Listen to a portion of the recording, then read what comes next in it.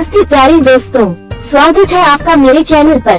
हमेशा दुख भोगते हैं ऐसे इंसान सुख के लिए तरसते रहते हैं जिंदगी भर। भगवान शिव और माता पार्वती का रहस्यमय जीवन बदलने वाली सीख। कैलाश पर्वत की दिव्य गुफा में चंद्रमा की शीतल रश्मियां हिमाच्छादित पर्वत शिखरों पर अपनी चांदनी बिखेर रही थी। मन सुगंधित पवन बह रही थी और पवित्र गंगा भगवान शिव की जटाओं से बहकर धरती पर अवतरित हो रही थी। चारों ओर एक दिव्य शांति थी, मानो सारा संसार ठहर गया हो। इसी सुकून भरे वातावरण में माता पार्वती जी ने भगवान महादेव से एक प्रश्न किया।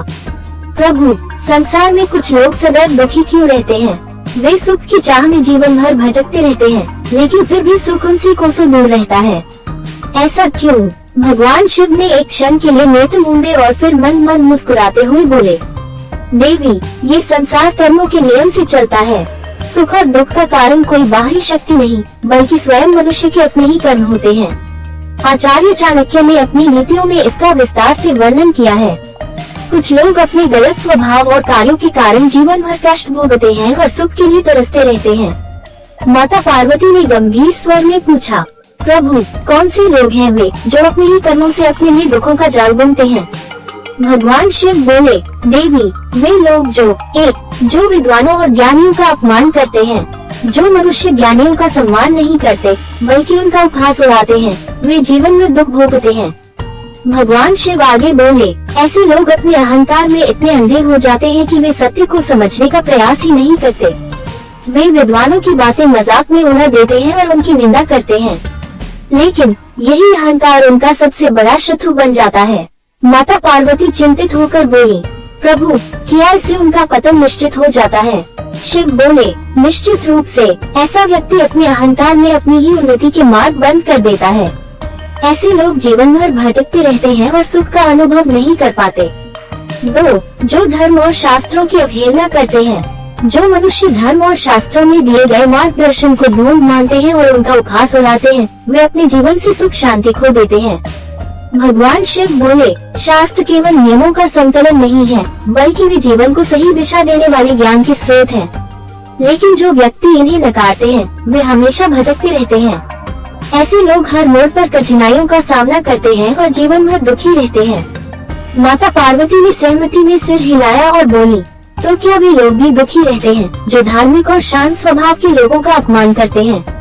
3. जो शांत और गंभीर स्वभाव के लोगों का उपहास उड़ाते हैं। जो लोग धैर्यवान और शांत स्वभाव के व्यक्तियों को कमजोर समझते हैं, वे स्वयं जीवन भर संघर्षों में उलझे रहते हैं। भगवान शिव ने एक उदाहरण दिया, जैसे कोई व्यक्ति किसी शांत नदी का जल न पिए तो भी नदी प्रवाहित होती रहती है। इसी प्रकार विद्वान और शांतचित्त व्यक्ति आलोचनाओं से प्रभावित नहीं होते, लेकिन जो लोग उनकी हंसी उड़ाते हैं, वे स्वयं नीचे गिरते जाते हैं। माता पार्वती गंभीर स्वर में बोली, प्रभु, ये तो सत्य है। मैं देखती हूँ कि कई लोग धैर्यवान, सत्यनिष्ठ और धर्मप्राय व्यक्तियों को कमजोर समझते हैं और उनकी आलोचना करते हैं, लेकिन अंततः वही लोग अपने जीवन में सबसे अधिक परेशान रहते हैं। भगवान शिव मुस्कुराए और बोले, देवी, यही संसार का नियम है। सुख और दुख मनुष्य के अपने कर्मों का ही परिणाम है। जो अपने आचरण को सही रखते हैं, वे जीवन में शांति और समृद्धि पाते हैं, लेकिन जो अहंकार और अज्ञान में डूबे रहते हैं, वे सदा कष्ट में जीते हैं। माता पार्वती की प्रार्थना। माता पार्वती ने भगवान शिव की बातें ध्यान से सुनी और फिर विनम्रता से प्रार्थना की, हे प्रभु, मैं प्रार्थना करती हूँ कि हर व्यक्ति सत्य और सद्मार्ग को अपनाए, ताकि वह जीवन में सच्चे सुख का अनुभव कर सके। भगवान शिव बोले, देवी, ये सत्य मार्ग चुनने की शक्ति हर व्यक्ति के पास होती है। जो इस मार्ग को चुनता है, वही सच्चा सुख पाता है। इस प्रकार कैलाश पर्वत पर ही दिव्य संवाद संपन्न हुआ, लेकिन जो भी इस ज्ञान को अपने जीवन में अपनाता है, उसके लिए सुख और शांति के द्वार सदैव खुले रहते हैं। तो दोस्तों, आपको यह वीडियो कैसी लगी? अगर आपको यह वीडियो पसंद आई हो तो लाइक कीजिए, कमेंट करके बताएं कि आपको सबसे अच्छी सीख कौन सी लगी। चैनल को सब्सक्राइब कीजिए। इस वीडियो को अपने दोस्तों और परिवार के साथ शेयर कीजिए। हर हर महादेव, जय भोलेनाथ। मिलते हैं अगली वीडियो में, तब तक के लिए खुश रहिए, स्वस्थ रहिए और अच्छे लोगों की संगति कीजिए।